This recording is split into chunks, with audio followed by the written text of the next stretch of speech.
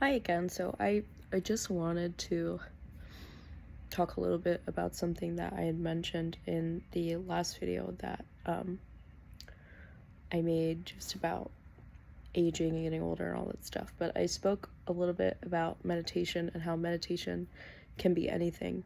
And Eckhart Tolle, I believe that's how he says his name. Don't clock me, Eckhart. Okay, I'm sorry. But he mentions that constantly, that anything and everything is meditation. And that's totally true. And I think you see it a lot, especially nowadays on social media, that people have a very fixed and limited view about what exactly is meditation and how it can be done and how it looks and all that stuff. And look, power to them. I think that when people find things that work for them, that make sense to them in their reality, and that isn't kind of being challenged in that sense, I'm all for it. Do it if it's beneficial, if you see that it helps you, it helps your mental health, it helps your physical health, it helps your spiritual, emotional, whatever health, case that may be, do it. I think it is what it is, right? But it's true. Meditation in its deepest form is in everything. It's everywhere. It's in everything. It's happening all the time if you just allow yourself to tune into it. And in that way, anything can be a meditation. And like I said, with social media, one, there's that idea of how it should look or how it should be. But I think also there's that fear, in line with it, because I think there's a greater responsibility in realizing that everything is meditative, everything is meditation. Living life can be meditative if you allow it to be. And I think with social media now, it breeds a lot of fear and it breeds a lot of hate, because we've unlocked this new world that we're just getting to know. Like, it's in its infancy, and there can be a lot of cruelty and confusion, misinformation, and people feeling like they don't have control over it because there's not enough.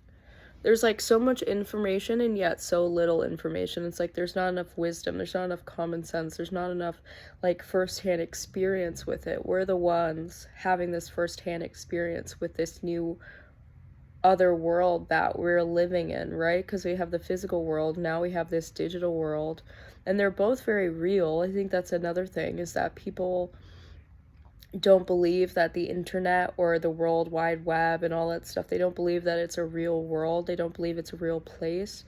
So they either go to two extremes, which is they either completely take it out of their life, which I think is, again, extreme, and you're just avoiding an aspect now of consciousness of yourself. You're a part of it. Anytime you use the internet, you're a part of it. It's its own society, it's its own group, it's, like I said, it's its own world, and it's real. And anytime you use Google, even if you just use your GPS or whatever the case may be, anytime you use a phone, anytime you use anything digital, you're a part of it. So when you have an extreme view of it and you're trying to like detox or take it out of your life or do all this stuff, you're avoiding it, you're afraid of it for some reason. And it's because, again, it's in its infancy, you have no control over it. It's like a baby. You're raising this thing. We're the ones raising it. We're the ones that are learning the ins and outs of it. We're the ones that are learning to understand it and to form it and to set its rules, make its regulations, help its structure, help to understand it, feel out its feelings, develop those feelings, develop its communication, everything along those lines. And that's really scary, and a lot of things are out of our control with it. But I see a lot of people, especially in spiritual communities and just in general, think that, oh, if you're on your phone or playing games or doing whatever it is, or you're like, you spend your whole day off on your phone doing this and that, like, you're disconnected from yourself. You're not present. You're not this. You're not that. Your spiritual health or your mental health is not going to be good. You're absorbing so much from blah, blah, blah, blah, blah. And look, that can be true. It's not to say that it's not necessarily true, That's where the other extreme comes in which people use things like social media, the internet, all that stuff to literally avoid life, to avoid responsibilities, to avoid things that they have to do in their everyday life, to avoid people in their everyday real life, to avoid going outside, to avoid interacting with even themselves or others. It's another fear, it's another avoidance, it's a fear of the physical world. You end up becoming so comfortable in this digital world that, you forget that you're supposed to have one foot in and one foot out. And that goes for both cases, right? You're meant to have one foot in and one foot out in this physical world too. You're not supposed to take it that seriously anyway. We take it seriously because we know it. It's, we know this physical world more than we do the digital world, so it's more comfortable, it's more stable. We have a whole history and science and things behind it, so we know that there's a backing to it. But people take this physical world way too seriously too. You're only supposed to have one foot in and one foot out. That's the whole concept behind life and death. But anywho, going back to meditation, right? That's the whole point of this. So you can do both, right? It's like anything, literally anything can be a meditation. I find, and anything can be spending time with yourself, connecting to yourself, doing different things like that. You don't always have to just get out in grass and stick your feet in the dirt and like roll around with the worms and like praise to the pagan gods and do whatever that stuff. If that works for you, that's fine. There are times where I do stuff like that too. I love going to hike. I love to walk. I tell people this all the time. Walking is like a hobby of mine. I really, truly enjoy it. I could walk more than 10 miles in a day, 15 miles in a day, easy peasy. That's something that I really enjoy doing. I find it fun. I like just walking around. I even put my headphones in so people don't talk to me, but I'm not even listening to anything. I'm just listening to my surroundings. You know what I mean? And it's like, you can do those things. You can get out in nature. You can live a healthier lifestyle. You can disconnect from the internet. You can disconnect from the physical world. You can do all this stuff, but that doesn't mean that if you engage in these things, if you enjoy these things, that it means that you're disconnected from yourself or trying to distract yourself from something. That's not really how being connected to yourself goes. It's like that concept people talk about with enlightenment, right? Where they're like, okay, prior to enlightenment, you're chopping wood and collecting water. And then enlightenment happens. You're like, whoa. And then you just go back to chopping wood and collecting water. And, when I first heard that, like, analogy, anecdote, what have you, when I first heard that, it just made so much sense to me. The fact that enlightenment doesn't, it can change your life, and it does change your life, but what it really changes is you. It's not necessarily changing your life. Obviously, if your life is so far gone from who you really are and what you're really meant to do, and, this authentic path, whatever the case may be, that you're meant to live, if your life is so disconnected from that, and then you become enlightened, right? You connect with yourself properly. After that, of course, everything could change. You might have to make a lot of different changes in your life. You might have to, break up with somebody, get rid of friends and family, change jobs, change states, countries, homes, occupations, friends, partners, families. You know what I mean? That's a very possible thing that can happen. And that's something that happened to me, where I had to destroy my entire life. Because I had realized that, oh, this life really actually isn't, I made this entire life based off of my own fears and insecurities and issues and problems and people pleasing and manipulating and doing all this stuff. I made this life to hide from myself and to create a comfort that really doesn't exist, right? But, once you're kind of beyond that, in that sense, you wake up to yourself and you start living in direct alignment of yourself, right? You have one foot in and one foot out of whatever world that you primarily spend your time in. I do both. You know what I mean? It's like, I love using the internet. I have a lot of friends overseas. I talk to them almost every single day, if not every day. I play games on my phone every single day. I enjoy it. That's like a me time thing where I just sit and my brain, like I said, shuts off and I'm just enjoying myself. But I also have, funnily enough, I'm very creative when I do this. Or I have thoughts like these videos or different things that come up that I feel like they're important to talk about because, again, nothing has to really change for you to be enlightened, for you to be spiritual, to you to be connected to yourself, for you to be in meditation. Nothing necessarily really has to change. It's just your perspective on it. It's you change. It's not the world changes, you change. You change. How you see things change. How you interact with things change. Your body language change. You become softer. You become more delicate and yet so fucking strong. You become more gentle and compassionate and, you know, less judgmental, and but you also have a higher level of discernment. You have better boundaries and yet no guards, and you know what I mean? It's that one foot in and one foot out kind of energy, of that balance, that yin and yang of life. That's what meditation is. And it's also a lot about just quieting those intrusive thoughts. And there are so many ways to do it. You don't have to literally just meditate. You don't have to literally, you know, get in the dirt and roll around and, you know, wiggle your toes and praise whatever you believe in. You could, you know. There's just so many forms of meditation. It just is. Anything can be a meditation.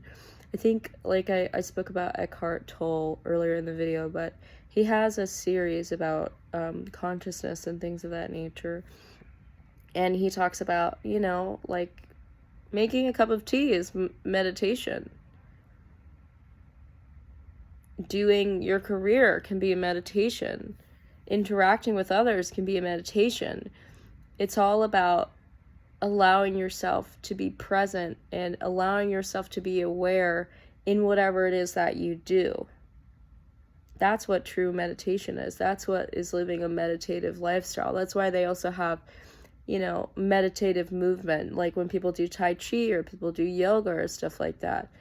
You know, I think it's funny that you see people, they don't understand their hypocrisy in their preachings or teachings when they say like, oh yeah, you know, to be to meditate and to do stuff like that, you have to be still. And you have to really focus and you don't want to think and you don't want to do anything. Just focus on your breath. But then obviously you're not still when you do something like yoga. You're not still when you do a sport or exercise. You're not still when you do Tai Chi. You're not still in everyday life, not all the time.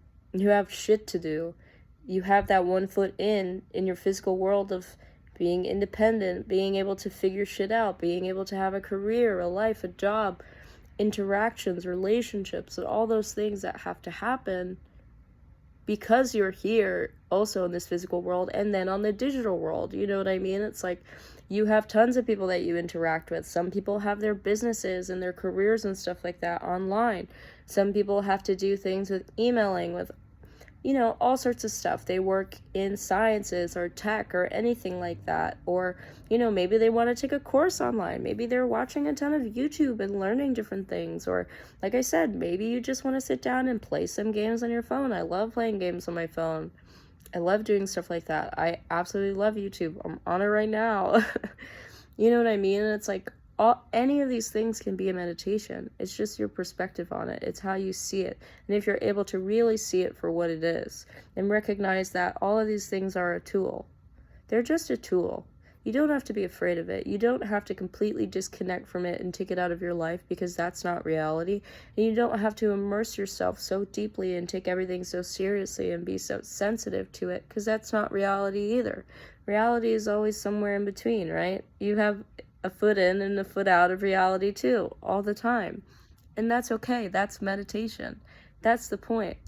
It's just just an inner awareness. It's an ability to not allow your mind, you know, to speak over your soul and your heart and what you truly want in life and where life is really pushing you to be. It's about that idea of non-resistance, right? Like a lot of anxiety or depression or rumination, and this is something that I deal with. I deal with a lot of rumination.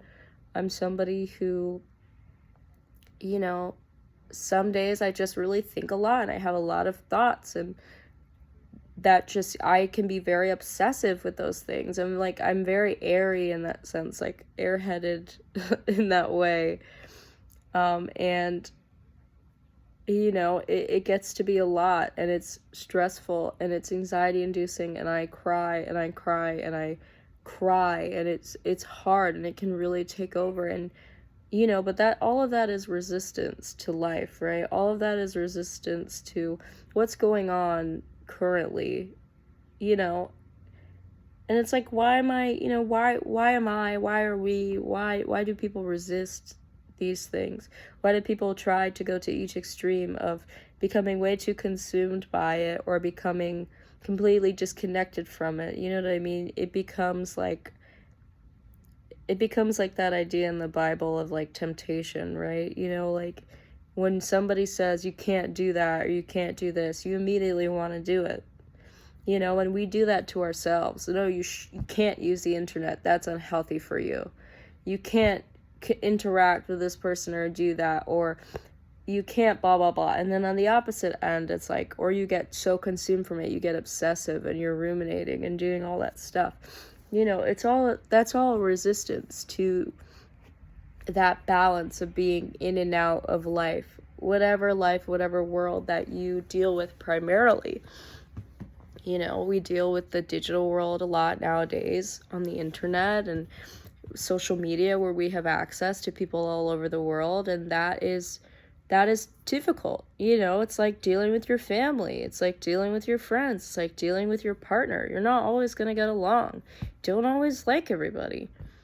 How do you keep that balance of not being consumed by it and allowing it to become a resistance to that presence, that awareness of yourself and others? And then, on the other hand, how are you using these things to avoid life? How are you using these things to avoid what is happening, what is meant to take your focus and time in this moment? Like I'm talking about all of this, and as I say this, I'm like, I was playing my game earlier today and I should be doing laundry. You know what I mean? I'm talking here and I should really be doing laundry, and I've been avoiding it, and that's not a good thing, but we all do it. It's to say we all do it. I should be doing laundry. After this video, I need to get up and fucking do my laundry. And even if you don't get it all done, I'll probably do the majority of it. It's about that awareness of yourself, awareness of others, and that's a meditation. Doing laundry can be a meditation. If I'm really focused and in the moment and not allowing for myself to be like, I want to be somewhere else, I want to be doing something else, or I'm scared of this, or this thing is weird or uncomfortable, or people are mean, or people are this, or people are that, or I can't trust myself to do blah, blah, blah, or yada, yada. You know what I mean? Like, it's all resistance to the meditation that is life. Life is a meditation. Everything you do in life can be a meditation if you just allow it to be. So I always think to myself, like, don't be hard on yourself if things like this occur. It's like, it's all about having a balance. Again, having one foot in and one foot out of everything that you do, to be honest. It's, and for me, sometimes having a balance is being able to wake up early and play a card game on my phone. I spend time with myself. I connect with myself deeply. Doing that, for some reason, like, my brain shuts off. There are a lot of times where I'm playing card games and then I have to pause my game because I have to write paragraphs and paragraphs of, essays or narratives, or I end up writing a few songs in that process because it just pops into my head, and suddenly I'm like, okay, I gotta put down these songs or put down these poems or get into a very creative space. That usually happens to me when my brain is like really quiet and I'm just relaxed and present in what I'm doing, enjoying what I'm doing, enjoying the fact that I have the time to just chill and relax and be with myself. I find that I'm very creative when my brain is just, at zero, which is great. A lot of people can be like that, but that can happen in any way. It just can. Do I also meditate? I do meditate. When I find that I'm being overwhelmed in some way, it can be from the digital world, it can be from the physical world, it can be from my own internal world of things going on and my own resistance and rejection and contradictions of my personality and who I am and who I think I should be and all this stuff. I find meditation can help and bring me back down to earth. I also like yoga nidra. I think yoga nidra is so helpful and beneficial to people who deal with things like ADHD or depression, anxiety. It even helped with my fibromyalgia and, my issues with my nervous system. I had medicinal toxicity. I literally have fried out nerves as a young person. It sucks, but I found that these things do help and they can be beneficial, and I do them. You know what I mean? Is it an everyday practice? No, because honestly, again, it's a balance. Not every day requires you to do these things. It doesn't always require you to be in this zone of that level of consistency. Sometimes life does. There were years where I would meditate every single day, multiple times a day. There were years where I would never meditate and I would not touch that at all, and I didn't think I needed it, or at the time I didn't need it. Whatever the case may be. And being alive was a meditation. I had a period in my life where a full 2 years of my life was just one of the most creative, beautiful, confusing, and challenging pieces of my life that honestly just felt like a full meditation, because at that time I did not have a resistance to whatever was going on in my life. I allowed life to be the meditation. I was meditative. I was that meditation. Nothing had to change in my life. No stressors, no toxic people or mean things, no bad situations, no nothing had to change in my life. I was different. I saw the world, I saw life different, and I became that meditation that I looked for in life. And even now, I'm not in that place now, and that's okay. Sometimes I have periods in my life where I am in that place of being very, very meditative and like just going with the flow and enjoying life, whatever's thrown at me, and laughing at things that used to aggravate me or whatever the case may be. And that's natural. And then there are other times in life where, things get the best of me. It's normal. It's natural. It's okay. But, you don't have to avoid it. You don't have to be afraid of these things. And even that's okay. Even that's natural. Even that happens. But it's like the more we learn to accept these things about our world, and now these two worlds I think that we all primarily live in, and understand that we don't have to be in resistance to it. We don't have to avoid these things. We don't have to be so afraid of them, even though we can't control them. We don't have to be so adverse and try and push these things away, and or become so obsessive with it because we feel like, oh, if I know as much as I can know, then that will solve it and I'll feel more stable and secure and blah, blah, blah, blah. You know what I mean? Like, no, neither of it fixes it. This physical world and this digital world, they don't need to be fixed. They don't need to be solved. It's not the case. They just need to be accepted and understood. And as you understand it, you actually do learn about it. You can come to say that you know about these things, and you can come to say that you know them intimately, and you flow with them, you work with them, you allow for that balance to occur. And that's meditation. That's what it is in a nutshell, is the allowing of life to occur around you, and to be a part of the awareness that you are that life that is occurring, period. You are that life that's occurring, and that can happen in any way, any form. Don't let anybody tell you otherwise. There's not one set way to clear your mind and to be truly present and aware of yourself and your body and life that's going on with you. Don't let anybody tell you otherwise. Are there certain avenues that seem to work better, that can be more beneficial to others? Yes, I do think that that's the case.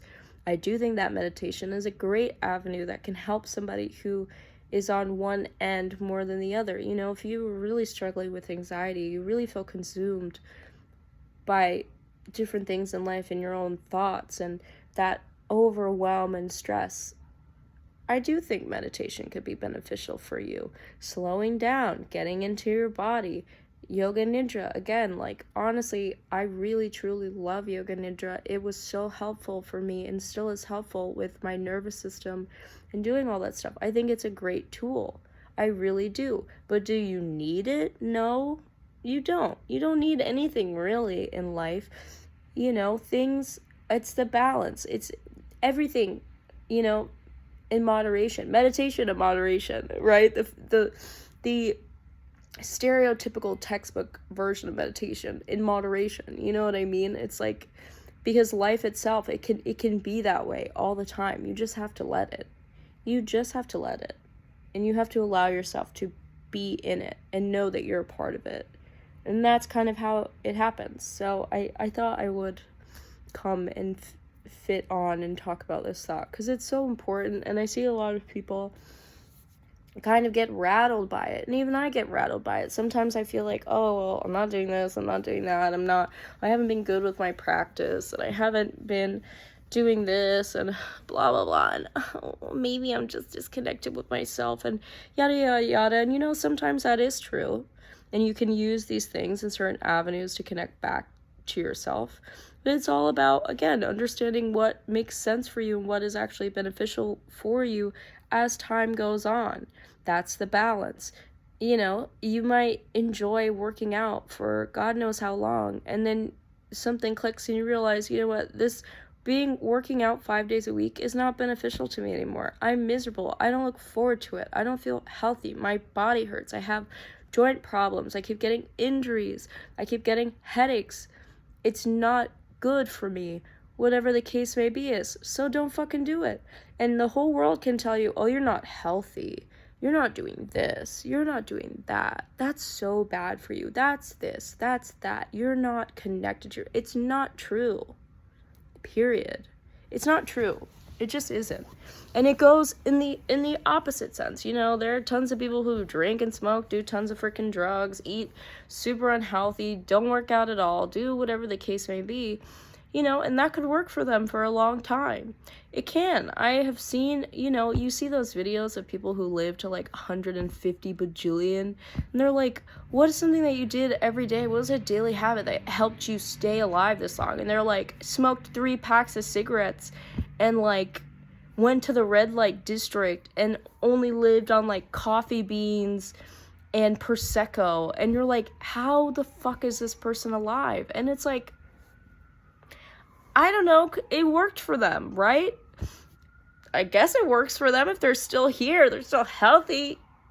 You know what I mean? You just don't know. Anything in life can be beneficial to you. Anything in life can be helpful, but anything in life can be a hindrance.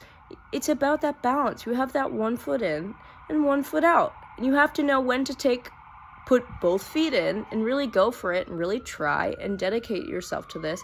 Be consistent, because you see positive changes. You see things that really help you.